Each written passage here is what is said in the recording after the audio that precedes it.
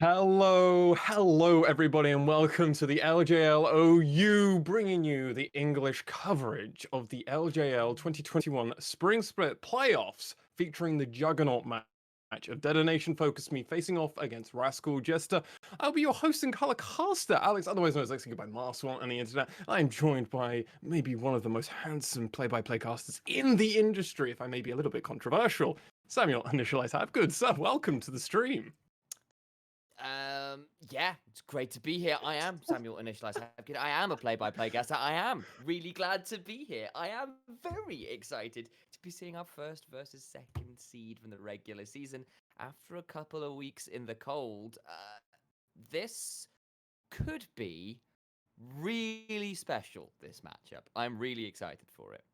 So there's a lot of things we need to cover here, Samuel, and we only have a few minutes before there's always that looming motion that we might be going into pick and ban phase. Obviously, first thing to make note of, our teams are in the region. They are in a live environment. Still, no crowds yet. That's to be held off till the finals, I believe, but they are in the studio once again. Obviously, we've been seeing this for playoffs, and it's really nice to just see all of the teams back in the studio once again. We are, in fact, in a space where has nearly had a moment of panic saying, oh my days, are they back into picks and bans already? But I mean, it is amazing to really be able to back in the studio with the world as it is. Obviously, LEC went back yesterday for playoffs. We've been back for our playoffs as well. Getting back on stage, getting back on land. Yes, there is no crowd, does make a difference.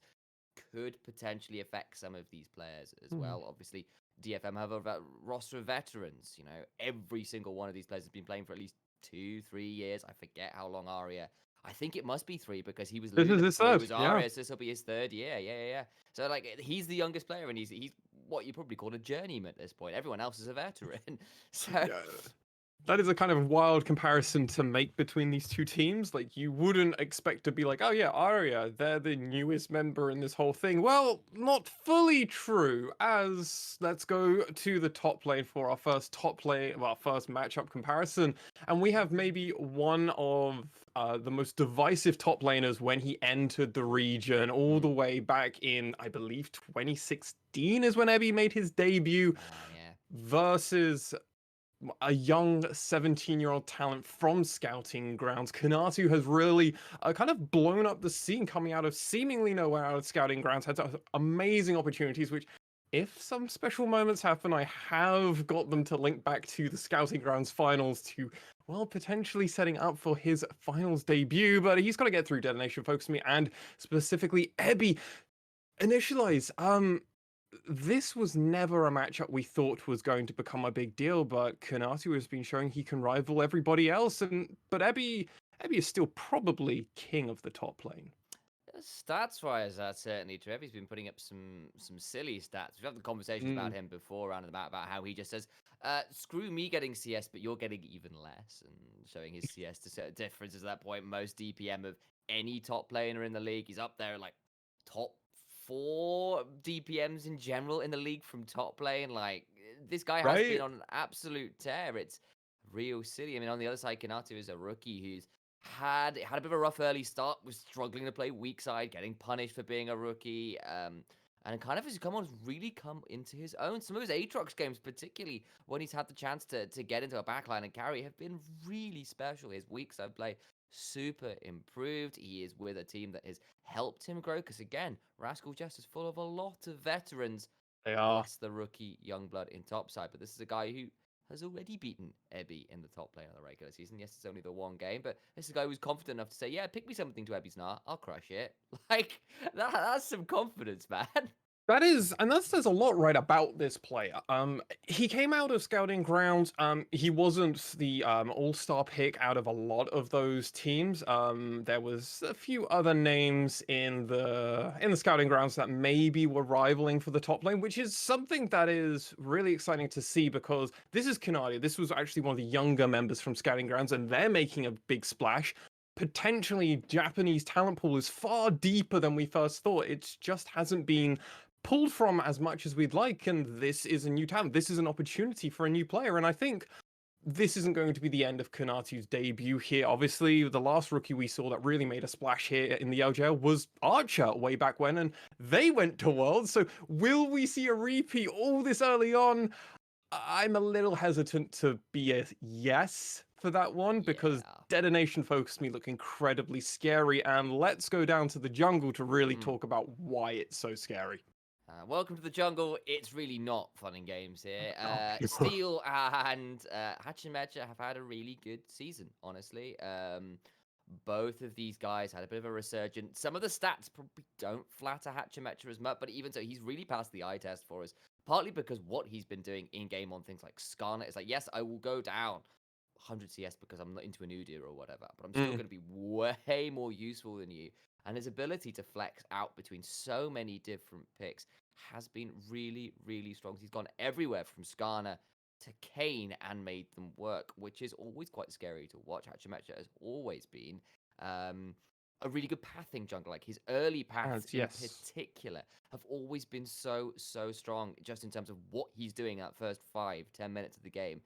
There's always a really smart plan coming out from this guy. But look over at Steel and again, you're looking at another guy who is a really strong early pather, but has had a fantastic season. If Hachimecha has been good, but some of the stats haven't always backed him up, they really have backed up Steel. This guy has put up some ridiculous numbers on a great many champions, been competing with Mujin, Crash, Hachimecha as probably one of the best, if not the best jungler in the league. It helps, of course, when your laners are the likes of Arya and Ebby, but even so, just his decision making, particularly when things have been a little bit tense in an early game and people have been fighting around about, has been really good from Steel as well. So I mean, we would talk about this off screen.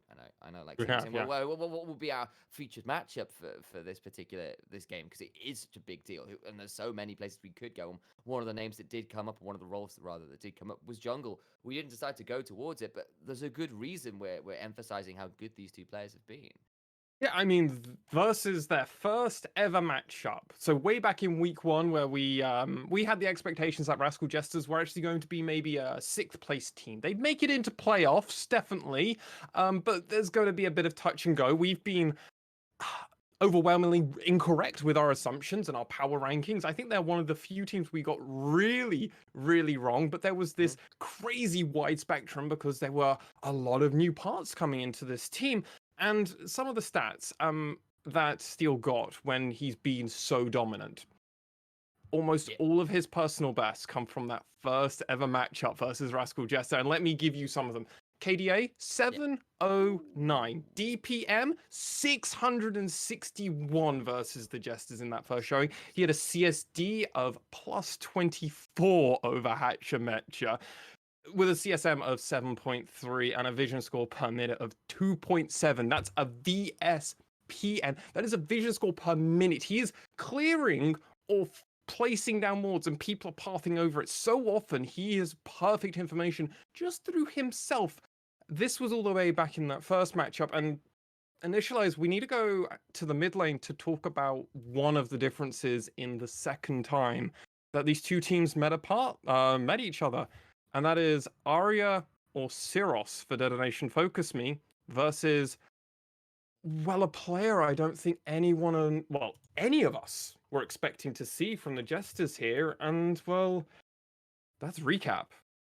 Yeah, it really is. This guy had retired. He was done. He was out of the scene. Like, he hadn't been playing professionally for a year, and he comes back and first game out pretty much gets a solo kill on Arya. Like, it's a little bit more complicated than that, of course, the way the lane state was and Hachimecha turning up, yada, yada, yada. Either way, this guy has been a bit of a revelation. Another one of these guys who's turned up and arguably is one of the best mid laners in the league now, which is either an amazing thing or a little bit of a galling thing for some of the remaining mid laners in the LJL, that this guy who's been retired comes in and starts kicking your ass basically straight away.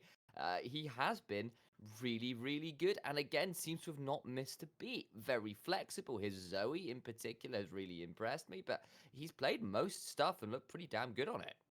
Yeah, I would absolutely agree. These are two very diverse champions and players, and these lineups just kind of amount very differently. I'd like to have production if we could bring up what's on the official stream right now of the team stats, so we can actually bring you a bit more of a holistic overview. Oh, okay, we're getting Arya. That's actually exactly even better, even better. Because look at that kill participation. Look That's at that when he was playing Seraphine. Yeah, like the fact you're getting 561 DPM as like a Moonstone Seraphine is actually insane. That is Moonstone and Staff of Flowing Water, and you're getting that kind of number out of the bag of it. Yeah, this guy is so good. Like, I have no other way of putting it. This guy is so, so good, and those stats absolutely show. If Recap has been a monster, Arya has been another level. The early split was a bit difficult. In fact, they're talking about this matchup there. This is clearly over on the mainstream that their kind of main matchup they're going to go towards. We'll be talking about some other players a little later on, but this one you can see why they kind of gone towards it. That's a ridiculous KDA from Recap, you'll notice. That's both of them Syndra, on Syndra yeah. specifically here. So 24.5 KDA in one and a 17.0 on the other is pretty damn dumb. Good DPM numbers again from both, even if Aria is edging that one out again because, it's Aria. The point being, again, Recap has been great coming back in, but Aria, on the other hand, just another level. He has put up, again, some of the best numbers we've seen historically in the LJL. It's been really, really strong to see this guy who struggled perhaps a little bit early on, not necessarily in terms of his individual mechanics, but in terms of how he was going to be able to play the lane because of the way the map was set up and where the communication was. We saw a few times where Arya got a little bit caught out trying to play aggressive in lane where he didn't have all the information to do so. And that's become less and less and less of a problem as the season's gone on. He's been more confident to be able to do that. Steel and the rest of the team have been able to empower him a bit more, or at least communicate a little bit better so he knows what he's doing. And he's become a lot more integrated part of the roster. And that's really, really helped because he's already been a great teamfight presence. Just look at the Orianna games where he died a couple times in lane with Nation getting a lot of pressure early on when he got the Lucian earlier on in the split. And then he gets to turn it around later on with some ridiculous shockwaves. So great stuff out of this guy. Yeah, I mean, Arya has been the MVP. The reason that they are even showing that Seraphine stat is 50% of the time on blue side, Seraphine is banned against Detonation FocusMe. So I imagine with Detonation FocusMe be playing on blue side in this first matchup, as they do have side selection. I assume they're going to take the blue side, and Seraphine will almost definitely be getting banned. We don't sadly have a graphic like the official stream. We don't quite have the budget of the official stream, so we're just going to talk about our matchup our featured matchup. And normally it would be a duo, but it's far more important that we actually change this up and make it a little bit special for these two teams. Well, and this is going to be initialize Utapon versus Soul, and these are two players. One just a veteran of the LJL, second longest player on our team internationally, tied with his teammate of Cyros, only behind Faker. We love to bring that up. Utapon has been playing professionally longer than almost anybody else in the world. And the fact that Soul has been causing a bit of an upset in his bot lane is definitely a reason for us to be featuring it as our featured matchup. Yeah, some numbers for you here. So this is Yes, Utapon please, versus please. Soul. So CS per minute, Utapon is at 10.2. Soul's Pretty at good. 9.8. That's first and second in the league, respectively. Kills, Crazy. average kills in the game. It's 5.8 for Utapon, 5.3 for Soul. First and second in the league, respectively. KDA, it's 6.8 versus 5.1, first and third in the league, respectively. And looking at kill participation, that's 72% versus 81.2%, fourth versus second. Damage percentage, 26% versus 35.7% for Soul. DPM, 516 for Utapon versus Soul, 741 DPM. Never mind the best in the league, that DPM, by the way, guys. That's nearly some of the best in the world right now for average damage numbers. These two AD carries have been neck and neck in so many stats, so many metrics, so many ways to measure how good you are as a carry in that bot lane. It has been absolutely incredible to watch, and it's why we're talking about this matchup as the one we have as our favorite matchup. I mean, this is just kind of the dynamics of a bot lane that has come up and caused so many upsets. Utapon, obviously, though, having full control. And part of the reason it does have to be our featured matchup is because, well, if we see Cyros in the mid lane for whatever reason, for DetonatioN's FocusMe choice, it means we'll see Gang in this bot lane, and obviously Gang and Utapon have been a destructive force in the LJL for several weeks and months, well, years even at this point now, with Gang almost getting residency. It's behind Steel, but it does look like for at least game number 1, Arya is on the stage, meaning we've got Kazu and Initialize. We're into pick and ban phase. Would you believe it? Would you believe it? Indeed, it is an absolute pleasure to be here into playoffs, picks and bans. DFM on the blue side, Rascal Jester on the red, Ebby, Steel, Aria, Utapon, and Kazu is the roster for Detonation FocusMe.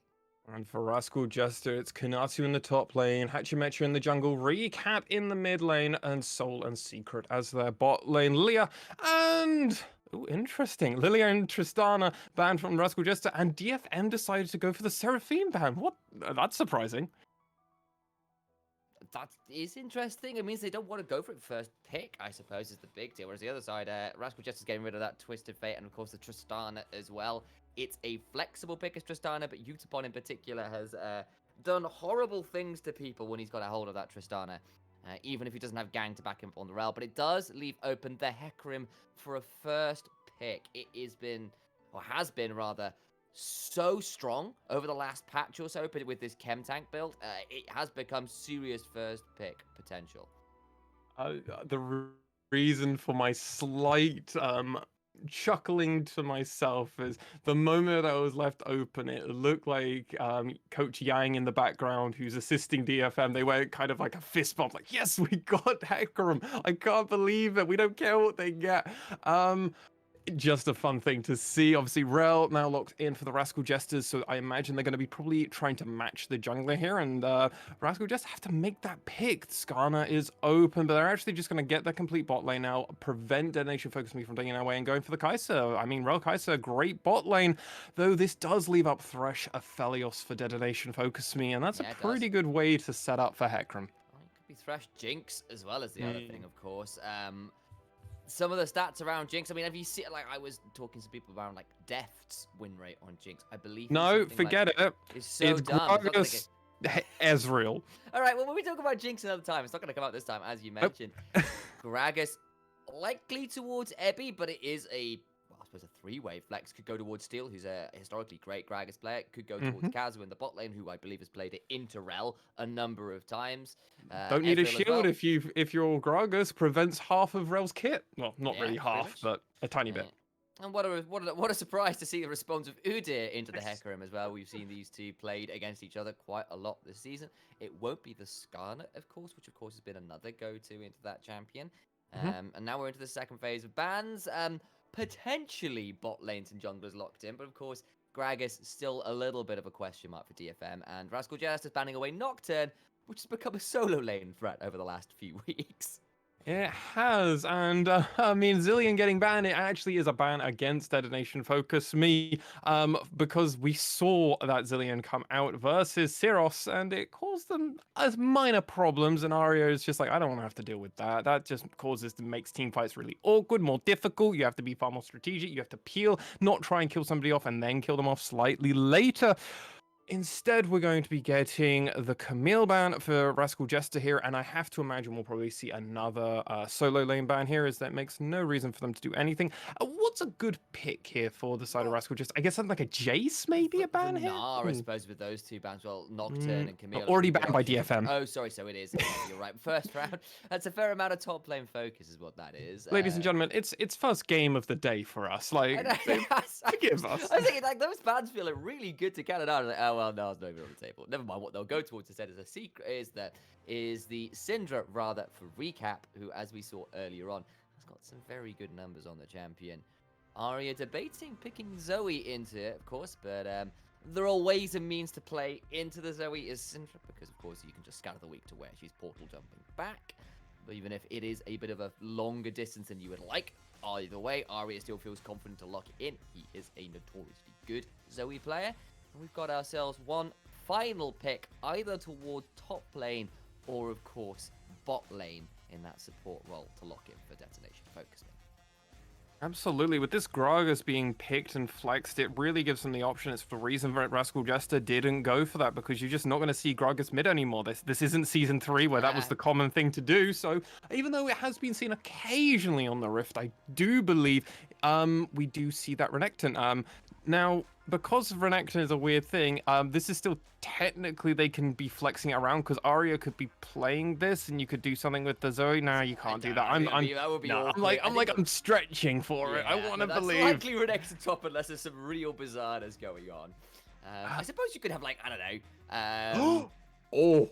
Okay, so that's likely the volley bear in the top lane for Kinatu to try and counteract the Renekton somewhat. Certainly got the brawler matchup. Bears versus Crocodiles, we saw that a lot last season. We'll see whether it can work out this time. It's Kinatu who's going to have to deal with this aggressive early on look from Ebby, who is a notoriously very good Renekton player. Normally, of course, Steel was on a Nidalee or something to back him up on that one, and this time out, of course, on the Hecarim, which is still not going to be the worst option here, but got both of these comps. It's frontline with a bit of dive and a lot of poke to follow up for DFM, whereas it's a little bit more standard front to back from Rascal Jesters, but a lot more dive, because in goes the Udyr, in goes the Rel, Kai'Sa follows up with the R, and you kind of see how they want to play, but both of these team comps certainly not going to be shying away from a fight around these early dragons and the like. Yeah, we have seen Kinatu play this once before, way back in week 6 versus V3 Esports. So obviously that was against CogCog. They were able to get the W with that one, so feeling hopeful for the side of this. Obviously, this is a champion we didn't see Kinatu play in Scouting Grounds, so this is definitely we have to deal with small data, because this is a rookie player in the LJL. So whenever you see a champion like first time, I guess this is what's happening. Let's run it up and see how it goes. I am very interested to see, because this felt very practiced from the side of DetonatioN FocusMe with how they responded in the draft. They immediately went for the Hecarim and then had it planned out Ezreal Gragas. This felt very methodical, and this is something we talked about on the podcast initialized, where we said prepared DetonatioN FocusMe versus Rascal Jester, well, versus any team we have seen be very destructive. I'm thinking back to the spring finals of 2020, where we had a several week break due to world events, meaning that DetonatioN FocusMe came incredibly prepared, and they looked game changing week by week, day by day. DetonatioN FocusMe versus Rascal Jesters. Who are you predicting? I have got to go DFM. I'm going DFM 3-0. That's what my head is telling me. My heart wants a 3-2, but I think it's going to be 3-0. I will be going 3-1 DetonatioN FocusMe, but I'm going to give one of them over to the Jesters. And I believe production will probably be going 3-0 Rascal Jester, just to play it devil's advocate, as that is Reed's standard thing to do. Invade at level 1. No. Though. That's going to be Arya, who has to flash early on. He's going to got the paddle star as well, but does have to have that summoner down early, of course. Is a spellbook Zoe, so not as frustrating as it could have been otherwise, but is a good early invade from Rascal Jester that does get the summoner out, so could be punishable by, of course, a Syndra and an Udyr, who have got a fair amount of combined CC as Kazu steps forward to get a headbutt, but the early plasma stacking going well for Rascal Jester in this bot lane as well. Pot already burned from Utapon, who had a bit of an unfortunate start there. Does land the Q there, though, onto Sol to try and even up, and both these AD carries now down without their pots. Yeah, so it's interesting to see where these two junglers are pathing. Hachimecha deciding to start red side on Udyr, which is kind of dependent. But then Hecarim also matching this with for Steel. It does mean these they're going to be focusing towards different sides of the map. It means obviously top side is going to be typically strong side for Renekton's early game. The problem is you don't normally get that when you're versus a volley bear. So it's actually slightly surprising that we're actually seeing Steel decide to rotate and path towards the top side, because until Ebby gets 6, which isn't actually going to be after his first clear, it's going to cause more issues, because he'd actually rather be matching Hachimecha and being on that bot side. I wonder if this is just kind of a mismatch of choosing in the pathing, or just if these junglers are going to just do full clears and then rotate around. But Secret's already going for something spicy, but Arya has a ward and will spot him out immediately, and Sol, I guess, will just be getting some solo experience. Those early level 1 wards are so useful. Ebby's got the level advantage. He's doing Ebby things like, I don't care about CS, I just want to fight you. Gets out of the Sky Splitter as well, with the trade in favor of his name. Steel swept out the early ward that Kanatu roamed out of lane to put in, and possibly hurt his lane position a little bit there, as you saw, and gonna continue to be playing this early game out as is. Hatcher Metcher already onto that Scuttle Crab. Steel's going to do the same up on the top side. It'll be a bit of a trade of sides of farm, and no surprise there as far as the jungle pathing is concerned. Hatcher might looking to see whether there are some Krugs respawn, but instead we'll just recall over in Steel's jungle, knowing he's in no real danger there, and perhaps looking to see whether he could get into something on this bot lane, but puts the ward down onto the Krug camp and gets back to base for that early reset. And the AI bot giving a slight edge over to Rascal Jesters from picks and bans. Yeah, so obviously the reason that Hachimecha just threw that down, Hachimecha threw that down, that ward over, it immediately signalized because of how fast his clear time is, he should be able to get that ward over there before and have knowledge or information on whether they cleared it or not, or what side of it they go on. Now, if he actually pings over to that ward, he'll see that Gromps have come up, he knows exactly what Steel's pathing would have been, and he's going, well, I just did the opposite of this. I don't have an idea. It's why we've actually got Ebby roaming so far around and doing the exact kind of same thing, placing a ward down into the river, and then Hachimecha runs over, places that ward, and actually resets and does the exact same. But it looks like Steel wants something.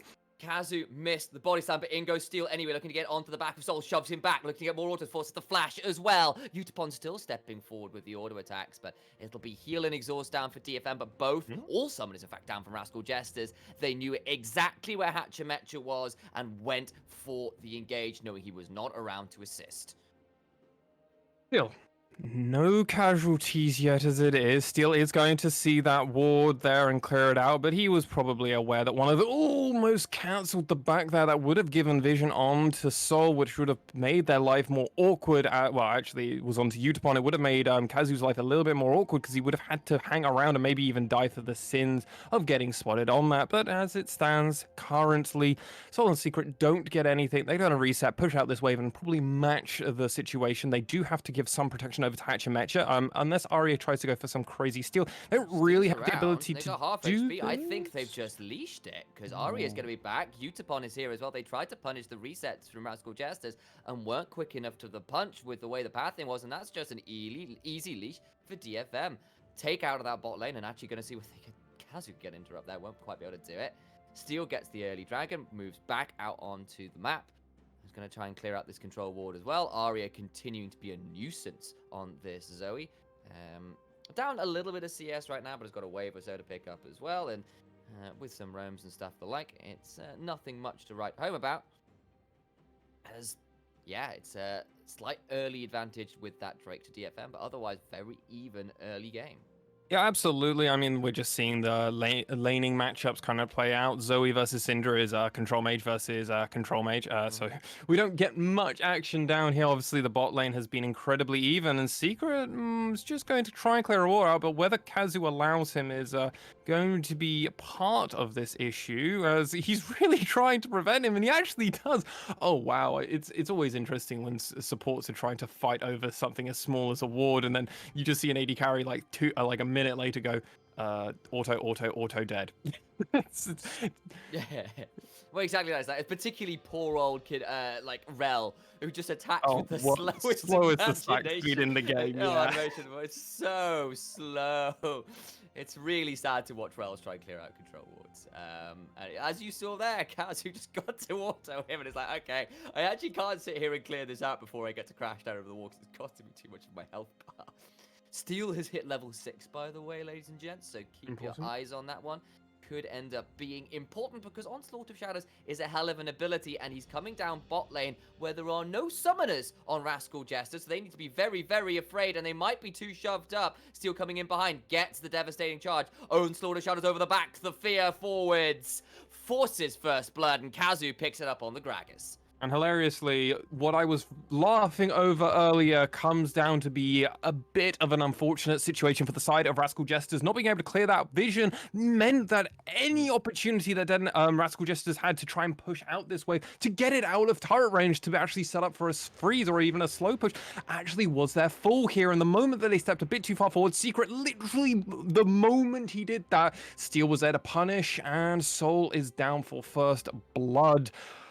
Huge pickup for the side there. It is a little unfortunate that Kazu did get the kill there, but they would still love it regardless. Top lane just smacking one in another around, but a huge advantage over to the side of Detonation FocusMe. And if momentum can go that way, because Soul had missed a few waves, definitely could affect the longevity of how the game can be controlled from Rascal Jester's side, as this Rift Herald has already been started up by Detonation FocusMe, and the side of Rascal Jester don't really have an opportunity. They are playing catch-up at this moment in time.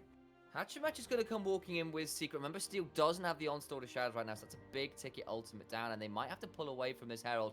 Good sleepy trouble bubble, though, does cause a fair amount of poke onto Hachimatch, but they're going to have to back away. Can't continue to take this one out because Kinati comes down, seeds a bit of the wave, and gets up to do so. This time it's the leash that the DFM do and feel the need to pull off. Can't force Rascal Jesters back off, having backed away. Yeah, and part of that issue was because Kanatu just wasn't in lane. They don't want to do it, and at the same time, Ebby doesn't want to just collapse into that top side. They could have been potentially able to get that turret plate, but they didn't have vision. They were playing without any knowledge on where Rascal Jesters are. Yes, they were taking that Rift Herald, but at any moment, Soul could have come out of nowhere into the top side and immediately collapsed on that because he wasn't appearing on the map. They were waiting for it. The moment he was there, he was like, well, I just reset, mate. You never had to worry about me. But that was the important reason. That's why Ebby was standing in that bush. They didn't know where every single member was. It's far safer to just stand back, let them take it, and then rotate back around when you have that opportunity. And look at DetonatioN FocusMe. They've rotated around, and they are waiting 1 minute on this Cloud Drake, and they're setting up their vision. There are no teleports available for Rascal Jesters right now, so they need to be a little afraid of a dive coming on, especially where all the wards are, because Ebby does have teleport, and you saw how many members were around that bot side, but Arya and Steel do back away, not going to force too hard quite yet, and that gold lead continues to be about 500 or so for DFM, so that mostly out of that first blood money, that's giving them that early edge. It's about all she wrote. 30 seconds that Cloud Drake you just mentioned, and DFM are hovering around this part of the map, are looking to try and maybe get onto Soul and Secret with the wave coming in. Utapon stepping forward, gets a fair amount of poke onto Secret, but look who's around. It's Hachimatcha as well. Just going to try and force people away from this turret best they can, get some more plates. Hachimatcha does manage to ward off the dive, though, at least a little bit, and Recap stays in lane, continues to get a little bit of a self-CS advantage. Has Arya been out on the map a touch more? It's the trade, the opportunity cost, so to speak. And with Dragon spawned, DFM will sort of roam over to that one Imagines, though actually resetting, so might just let this one go. Well, really...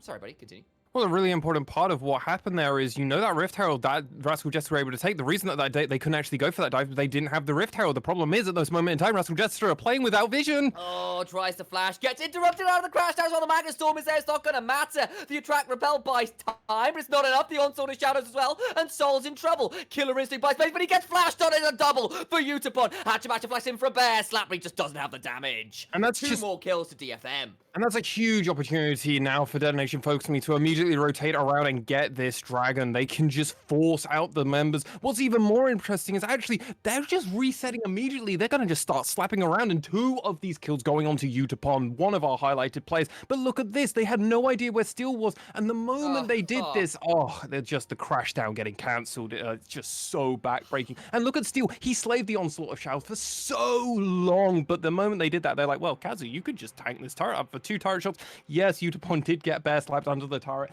but Hachimatcha just doesn't have the damage, and the stun duration just isn't quite long enough to really secure anything. And with the amount of members there and the amount of backup that Utapon had, Hachimatcha had to be worried that something bad could happen. DetonatioN FocusMe didn't take this dragon, but they have reset, and everybody is here. Scuttlecrab has been taken for the Jesters. Let's see if DFM want to try and fight. Careful here. He's going to have to try and get away. That body slam was appropriate. He got a little close to that bush, but wisely had a quick trigger finger. Might have to leave control of this dragon over to Rascal Jester. They don't have the vision. Yes, Steel is around, but Arya is not and won't be able to get over there. Early advantage very much in favor of DFM, at least in terms of the gold lead, about 1,500. A lot of it's going to be on Utapon, who's had a lot of roams, a lot of ganks, and has got 2 kills and assists to his name. But that's about all she wrote right now. Recap is roaming down, though. So this is going to be a 2 versus 4. Kazu, get over that wall already. Going to try and get out, and Cell just falls down. That was way too eager. Oh, we've been seeing it from one of the sides, but Arya's immediately going in. Trouble bubble lands, but I don't think any follow-up can happen. Yeah, the Herald, I don't think is going to get a charge off. Gets caught up by the wave, taken down. It's a 3 versus 4 down here. Arya still continuing to be a nuisance, but that's an important kill back to Sol, who was falling behind in this game a little bit. He gets more gold in his inventory. He stayed even roughly in farm. Secret, though, could now be in trouble because, of course, he just got cancelled. Hops forward as Utapon to continue to put down damage. Can't get as much more than that. But will delay the back from the Iron Maiden herself, and Utapon gets a bit of an easier shove in down bot. Just think how destructive at the moment that the side of Detonation FocusMe. Part of the reason they didn't go for that dragon potentially was the idea of, well, the opportunity cost of either Drake doing a triple stack onto it gives them huge damage, but Arya's already coming up here and Trouble Bubbles going for it. Does land it. That's a big stun. The Sky Splitter's there. They're going to look for the Empowered W as well. There it is. Stormbringer has to be popped by Kanatu, but it's ult for ult trade.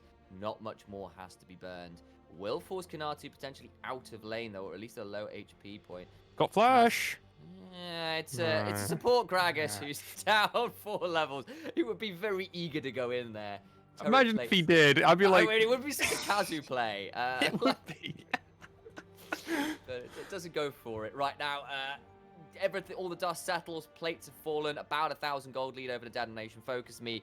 Gold totals come up. It's a decent lead for Recap in mid, who's just been able to sit and farm, even if Ari's been roaming around the map, not really finding too much, but slight advantages to Ebby and Hachimecha respectively, but the big one is still in favor of Utapon in bot, who has definitely been the recipient of all that early attention.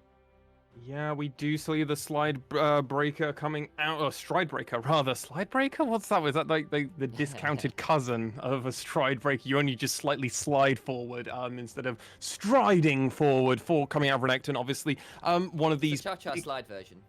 I like that actually. I'm gonna go with that. Slide breaker to the left. Slide breaker to the right. Okay, well, I'm waiting for it when a Renekton slide breakers into the middle. We can't say one hop this time. No, we can't. Banned, That's the unfortunately. All right. It's genius. Okay, so we're waiting for all of these glorious things to come together. While we do, important thing to note, obviously, Utapon is playing this Ezreal. Essence Bringer comes in. There's a good chance we actually... Oh, Essence Breather rather comes in. There's a good chance that we're actually not going to see a Mythic out of Utapon, at least not till his 3rd item, which is part of a very unique path that we see from Ezreal's taking. They go into this Man Immune, and then they have the option of going into a Duskblade of Dakar. But we've also seen them going crazy multiple ways, and part of one of the players we actually saw this from was Soul. Yeah, he has been a big fan of doing that. It has this no mythic Ezreal is definitely a thing. It's been pretty potent. It looks like that might be the option here for Utapon again. Ebby all the while, by the way, just soloed out the 2nd Herald casually because he just could, because why wouldn't you? So they got that one off Vision. Ebby's got that in inventory, ready to make Kanatu's life a little bit more difficult in terms of when he wants to leave lane. And all things said and done, it's still pretty even. No turrets have fallen yet, even if there have been some chunks around and about the map. Got about a minute or so until this Infernal Drake, and again, relatively slow early on. No one's absolutely come out to an incredible lead. So DFM certainly the ones with that advantage, as it's kind of been so for the last 5-10 minutes. Yeah, considering that Soul has died twice on the side of Rascal Jesters and he's still leading, well, he's still doing rather well in the farming department, I'm rather impressed with him. Obviously, Recap not really getting too involved in a lot of things. Arya, because he's been roaming so much, still hasn't found any opportunities like you mentioned earlier. Well, Recap's found themselves a 25 CS above Arya, and that's not an expected spot for Arya, as he has one of the highest CPMs in the league, only behind, I believe, Nation of Chris Gaming Act. Yeah, absolutely. I think he's just been out on the map, or tried to be out on the map a little bit more, but hasn't really found too much for his trouble. Steel on the other side, though, definitely has, of course, in that bot lane. And Ebby summoning that second Herald in mid lane to be used as a counterweight, as we do love to say here in the LJLOU. Arya's going to step forward and potentially threaten with a bubble. Doesn't quite yet. Gets the tower very low, though. And, will buy them space to start moving over towards this dragon. Ebby in the bush could be a bit of a dangerous proposition. But Kazu and Steel have moved over to this Infernal Drake nice and early. It is an Infernal Rift. Got to keep an eye on Kinatu as well, who has been given free time on the top side. That double paddle star causes so much damage. Ebby, I think, just got tagged on vision, so they have to be a bit afraid. Kinatu getting a lot of time alone with this top turret, but won't get too much for it. Arya just putting down a control ward with that portal jump, and Steel still soloing up this dragon. Thought about having to come mid after that chunk came through, but doesn't need to. Second Drake over to DFM. The stack continues. Ebby moves back towards that top lane, and you can see where the jungle proximities have been. It's a little bit more even for Hatchemetcha, but Steel has been around bot, mid, and bot, and nowhere else. Talk about a brute force approach. Big trouble bubble. Recap in trouble. Does manage to get out right now. Kazu in trouble in turn. The turnaround is big. They thought they had Recap, but they went too deep to secure the kill. And Rascal Jester is getting a nice turnaround kill onto Soul of all people as well. It was a consolation prize at the end of this. Ebby is able to just keep battering down, and he will be able to get this top turret. And remember, Detonation FocusMe were able to get this dragon, which is the first one. They want to stack this one, and it's something I was mentioning earlier.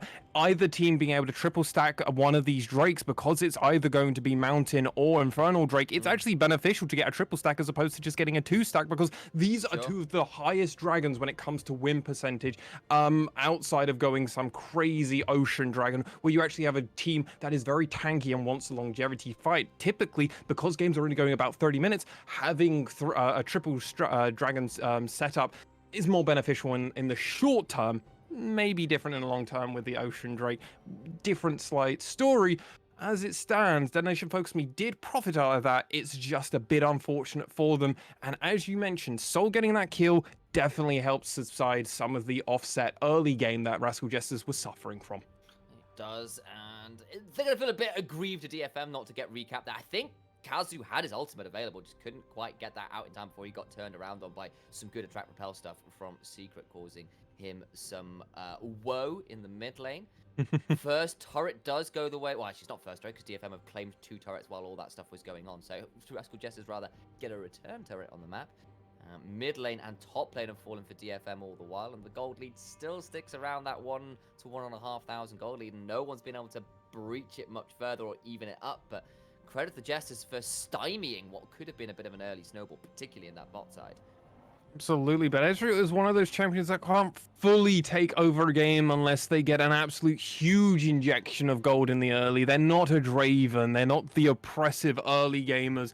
Ezreal is more one of those who eventually starts just doing one QE combo, and you suddenly realize, where's half of my health bar? Oh, they landed a W, did they? Oh, okay, that's fine. The Essence Flux just deals like 500 damage, that's fine. And with this Zoe as well, they always are going to be able to threaten just a huge burst of damage, just seemingly out of nowhere. And because of how Renekton has changed, because of how some of these champions have evolved over the last few metagames, this is why Blitzcrank Sun is finding it so difficult. He's like, I don't know, 50% of the time, this is how the game's currently gone. It's pretty even. Rascal Jester have opportunities, and that's part of the issue for Detonation FocusMe right now. They need to find more picks. They need to kind of force the game further in direction. Yeah, but exactly that. And maybe what they need to do to be able to do that is, of course, look at their items in inventory, because guess who's hit their 2-item power spike? It's a tale as old as time. It might not be Trinity Force anymore, but Muramana is certainly online for Udapon alongside that Essence Reaver. As Ebby finds a bit of a trade onto Kinatu. Remember, this is not a long lane as yet, but the Dominus is popped. Kinatu might need to use his ult, might need to use his flash. Arya has roamed, looking for the paddle star on the bubble. Won't find it yet. That was a good step forwards. And Arya's going to have to leave it alone for now. Just going to clear out this ward as Recap's going to get a lane in, or tower in top lane, and keep that gold pretty close, under 1,000 even now, as Kinatu still having to go back, playing weak side pretty well. Once again, just not finding the marks right now is Arya. Kinatu backing away, but it'll cede the tower in trade. That'll be third outer tower all down for DFM. Mid lane still stands strong for them, which of course is a big deal. Gives 2 very long lanes for particularly this Renekton to play around, who's Getting got quite a lot out of that, honestly. A lot of CS was seeded by Kanata because he just couldn't stay under tower. Yeah, and that's something that even with Arya spending all this time kind of just getting rid of Konatu off of all of this, at any moment, if Arya does land that, he is playing a spell book, so at any moment he can just be like, well, I'm just going to heal this, it doesn't matter, I'm going to just switch this over. Oh, now I have a cleanse now. Oh, this is going to cause even more issues for you, Rascal Jester. There's so much versatility with how Arya is playing. He doesn't actually have to kill or land anything. He can just always be threatening these opportunities, because the moment something does go his way, it could be backbreaking. We saw that once almost happen to Recap, and the moment it could happen again, well, it's 10 seconds away from this Infernal Drake, and I wouldn't be too surprised. Currently, Rascal Jester forced their way in to get priority here, but I wouldn't be too surprised if we see Utapon push up, but oh, Ebby's already getting engaged on Incredible Land. That's a trouble bubble. Sol taken down to a quarter of his HP bar. Steel has got so much speed, forced to flash out from Hatchamecha, and that is some big health bar discrepancies now in DFM's favor. They thought they found something already, but he's so tanky at 2 items. Another trouble bubble lands, and Hekinatu now on the side. Secret down to half HP. Sol at least heals back up to about 2/3, but DFM feeling pretty confident right now. The cask is down, Secret's over the back of the wall, and Arya with the flash stolen away from, looking to try and get onto Sol, who has to supercharge away. DFM aren't done yet. Kinatu calling down the storm. Big double paddle star into the trouble bubble at the back end of the fight, doing so much work, but it goes to Killer Instinct. Arya gets Syndra, but at the back end of the fight, it's still going DFM's way. It was Secret trying to find the flank, but Arya deleting the backline damage meant the Sol dived in just to hand his life over. 7-3 now is the kill score. It's Sol point for DFM, and that was the fight that breaks the game wide open. It feels good to look into the future. I'm sure Zoe would be proud of me right now. And at this point in time, Arya is causing absolute huge issues. Beforehand, he had 0 kill participation, and now he's got 3. And you could argue he was the most important member in Detonation FocusMe's team fight just then, immediately taking out and controlling Recap and Sol. A 2v1 situation, and I couldn't have put it better myself. Initialize absolute domination from the Detonation FocusMe mid laner, and they get Baron. They get Dragon. Detonation FocusMe own the Summoner's Rift right now. If they needed carries at a couple items, they got carries at a couple of items. That trouble bubble into the True Shot barrage, chanking out Sol, forcing the flash out of Hatchamecha, getting them positioned in the river, and then Arya continuing with the flank. This, when you come around and look at Alexi, was just a thing of beauty. Recap and Sol just chunked out for absolutely all of their HP bars. Oh, it's just so good to watch. And the thing is, he immediately lands the Sleepy Trouble Bubble here, which just zones Recap fully out of this. And then anybody, when the moment Sol jumps in, the whole line of the DFM are just like, okay, Kinatu tried his best to try and find an opportunity there with the stopwatch and everything, but Hatchamecha just saw the writing on the wall already and was like, I'm not going to even try and take this dragon. I don't have an opportunity. And now DFM are going to be looking at Sol Point while also being able to knock on every single door of Rascal Jesters. And the further this game just keeps going, the faster the pace of the game keeps going, DFM want to end this ASAP. They want to just keep forcing every fight they can take.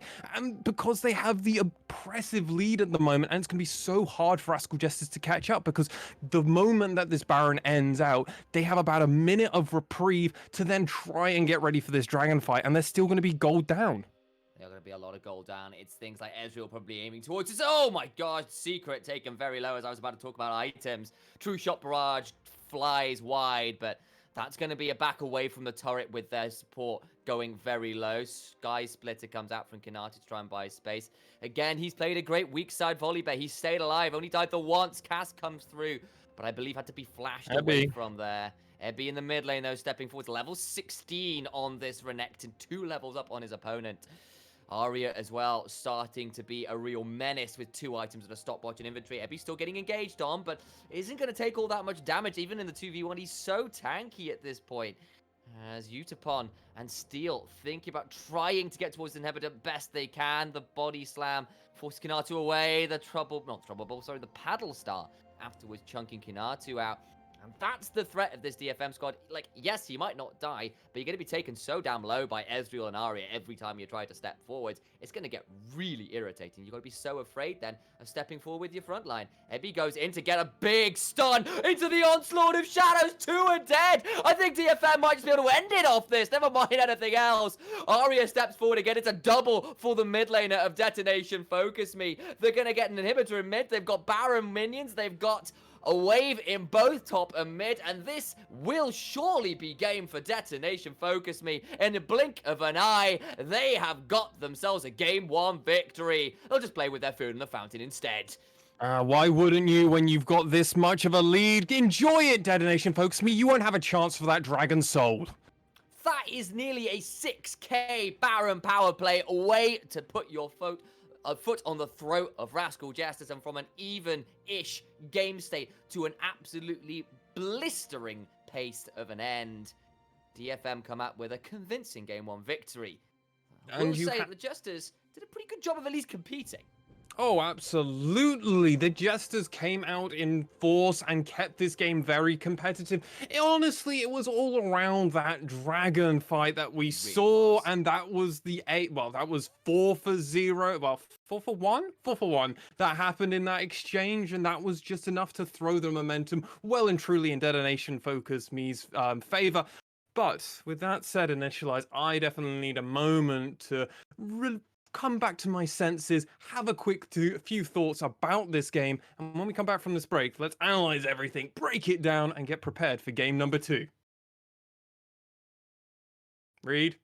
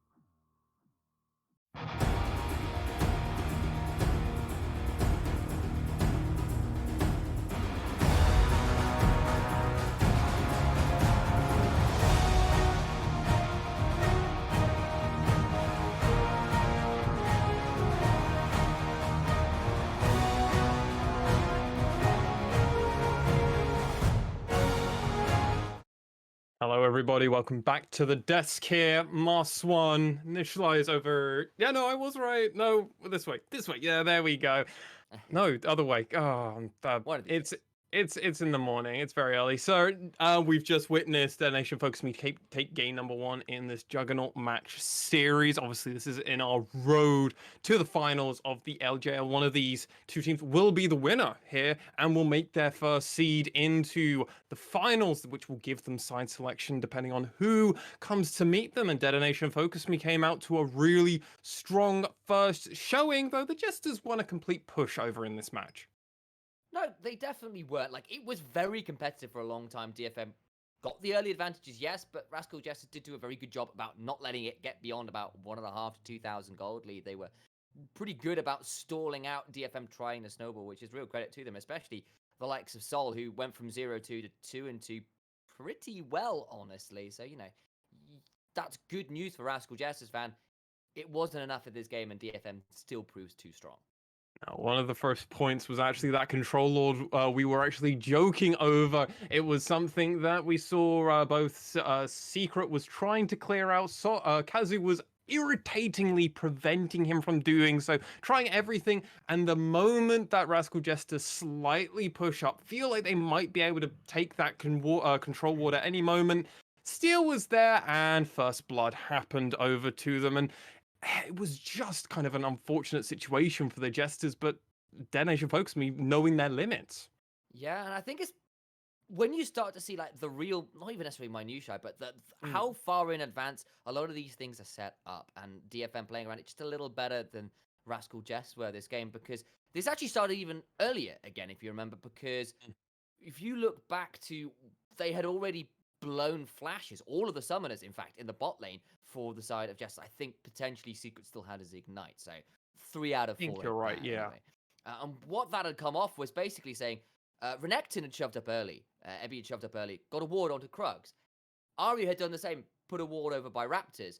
They knew where Hatchemetcha was, and Steel goes, great, I'm just going to walk up lane and not go on vision. And they forced summoners in bot lane, got all of them out. And then they returned just later, having fought for vision again with that control ward. So they don't know where Steel is, so Steel can get that engage in early. They get the kill onto Sol. They go first blood from there. They come back a little later. They get a second kill for Utapon. It's a double. Actually, I think they get both of the kills Yep. on that bot side. I don't think both go towards Well, actually, first both blood. do go towards Utaphan that time. First blood went towards the Gragas, didn't it? Of course. Yes. Moment of madness from me there. But like, it is You're those good. kind of like cumulative vision advantages that got DFM rolling in that early game around that bot lane. Ironically, from having got wards onto Hatchemetcha on the other side of the map. It's amazing how vision can play such an important part at the highest levels of League of Legends. And Rascal Jesters were able to use that vision to stall out multiple opportunities from Detonation Focus Me, specifically Arya roaming around, getting those deep wards, as you've already mentioned.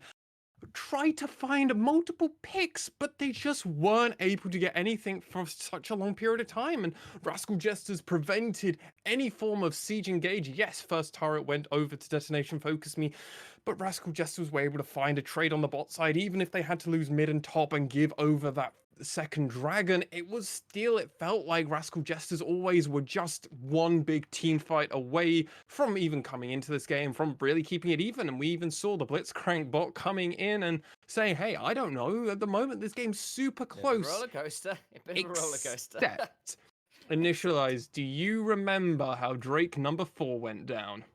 I do indeed. Trouble Bubble lands on Sol into a True Shot barrage. Forces his heal, forces him to back out at a quarter HP. All of that beautiful position that Rascal Jester's had in the river disappears. Hatchemetcha's had to flash. Getting a bit ugly, and then Arya suddenly is off vision around on a flank and manages to find himself a double Paddle Star and a Trouble Bubble onto Sol and Recap. And everyone's chunked, they're both chunked out to about a third HP. Secret goes into the backline, but at this point, the rest of DFM are super healthy. And yes, Sol goes diving in, but he's diving in with no health to speak of and just gets slaughtered while Arya returns the favor to Recap, who gets to do nothing that fight, by the way. Gets absolutely eviscerated by the Zoe. And Arya pretty much single-handedly wins that team fight off that one Paddle Star. It was glorious. Oh, that paddle star changed the dynamics of so much of that team fight. It forced the moment that Soul was able to get into the member of three members of DetonatioN FocusMe, he was immediately slapped and killed, and it just forced so much out of it. And it was incredibly interesting to see how that changed, because before this, Arya had just been kind of a threat, a mysterious threat that never seemed to fully land multiple things in one team fight. It was just landing one or two, but this was enough to kind of keep throwing the momentum into Detonation's FocusMe's favor. This single team fight where he went from 0-0-0 to 2-0-1 changed everything. It allowed DetonatioN FocusMe to get that Baron, as you said, and from there they pushed in. And at the end of their Baron power play, I think it was like 6K, wasn't it, or 5,900 and something close in it was the. like 5.9, I think, maybe close towards 6K. It was a brutal Baron power play. They basically went from Infernal Drake to Baron to shoving him top and mid to ending the game. Like, it was that quick. DFM are incredibly ruthless with a lead, and that time the snowball was far too big for the Jesters to stall. Well, we will have to see if the Jesters will be able to turn it around, compose themselves, and come back for game number 2. See how that pick and ban phase goes. We'll be here, will you? That's the question, ladies and gentlemen. Don't go anywhere. We'll be back right after this break.